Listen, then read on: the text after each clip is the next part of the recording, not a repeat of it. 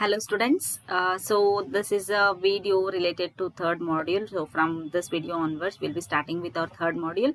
So third module is memory systems. So we have already learned the basic structure and also the programming, and also we have learned about the input output organization. So next thing or the next unit which we are studying is related to memory.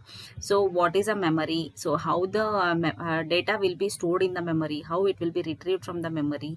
So what are the different techniques used for mapping? So all these things we'll be studying, and different types of storages like RAM, ROM, cache memories, virtual memory. So all these things we'll be studying in this unit. So first, coming to the basic concepts of memory, the maximum size of the memory that can be used in any computer is determined by the addressing scheme. So based on the addressing scheme itself, we are going to judge what is the storage capacity of that memory.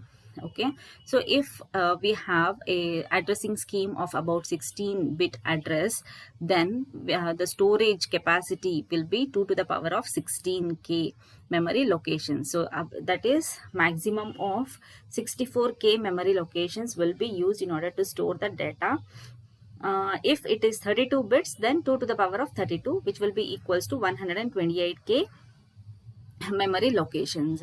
So like this we are going to study about the memory locations. So the most of the modern computers are byte addressable, and so we are going to write, or we are going to use a byte addressability. Either it may be the big big endian system or little endian system.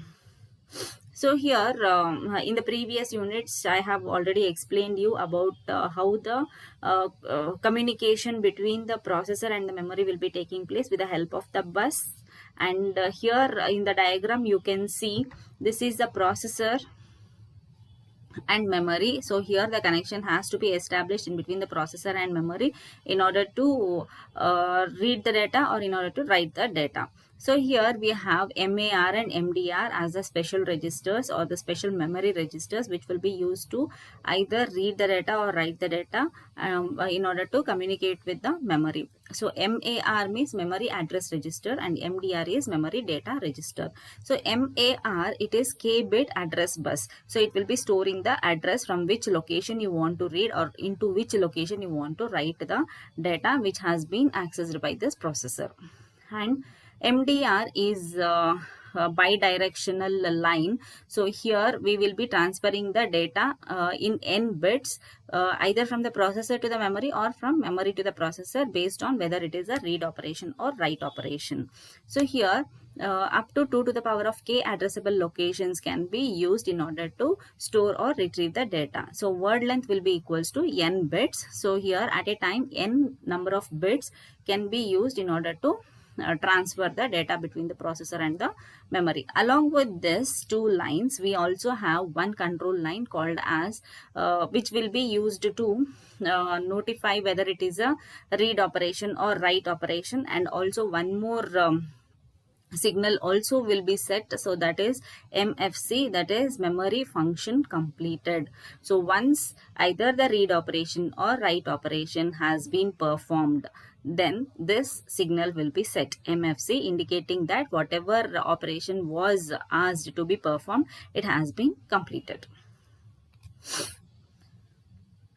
So if MAR is k bits long and MDR is n bits long, then the memory may contain up to 2 to the power of k addressable locations, and the n bits of data are transferred between the memory and the processor.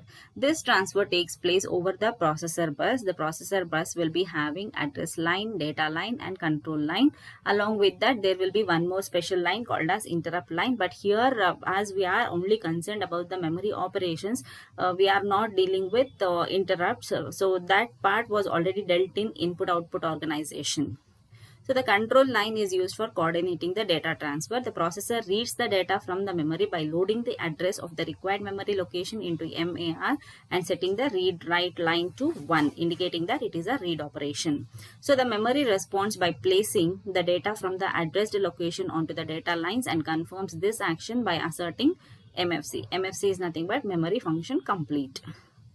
Upon receipt of MFC signal, the processor loads the data onto the data lines into the MDR register. Then after that, the processor writes the data into the memory locations by loading the address of this location into MAR and loading the data into MDR sets the read-write line to 0. So measure how we are going to measure the speed of the memory. So based on the memory access time and based on the memory cycle time, we are going to judge, or we are going to measure the speed of the memory. So what is memory access time? It is the time that elapses between the initiation and operation, initiation of an operation and the completion of that operation.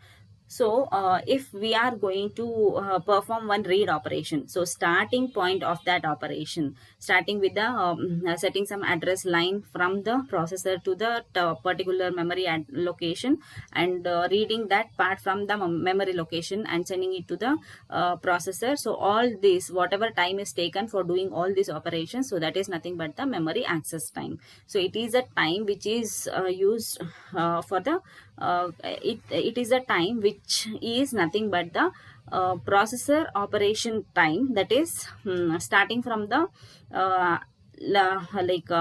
sending the address to the memory and retrieving the data from the memory to the processor.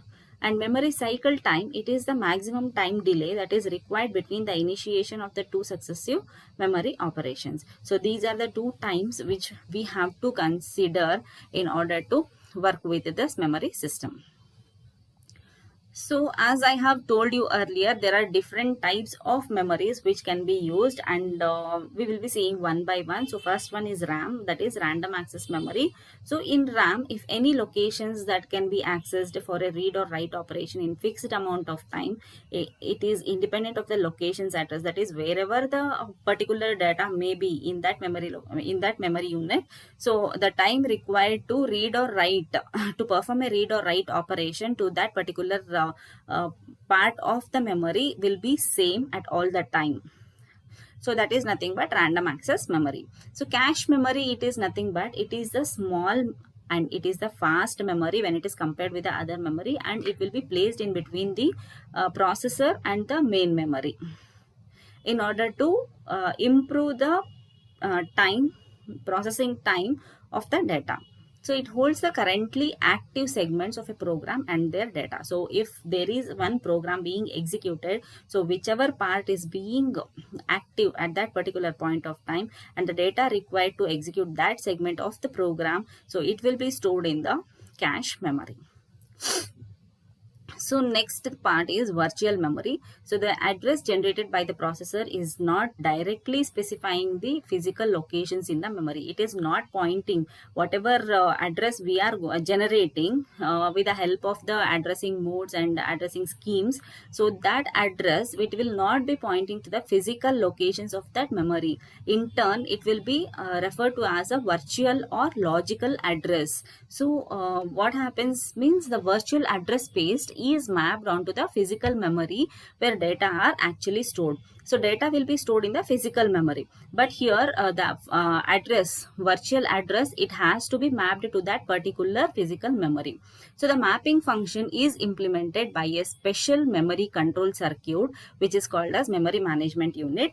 So the function of this memory management unit is to take care of the address mapping of those logical addresses to the physical memory. So here whatever data or active portions in the address space has to be marked to that particular physical memory. So the remaining virtual addresses, only few part of the virtual addresses will be marked to the physical memory, whichever is in the active state, and the remaining virtual addresses are mapped onto the bulk storage devices or the secondary storage devices or the magnetic disks. As the active portion of the virtual address space changes during the program execution, the memory management unit changes the mapping function and transfers the data between the disk and the memory. So which part or which data is required, only that part of data will be present in the active part of the memory. So that mapping function has to be taken care by this memory management unit, and that particular data has to be transferred in between the disk and the memory. So thus, during every memory cycle, an address processing mechanism determines whether the addressed is is in the physical memory unit, whether that addressed data is whether it is present in the physical memory unit or not. If it is not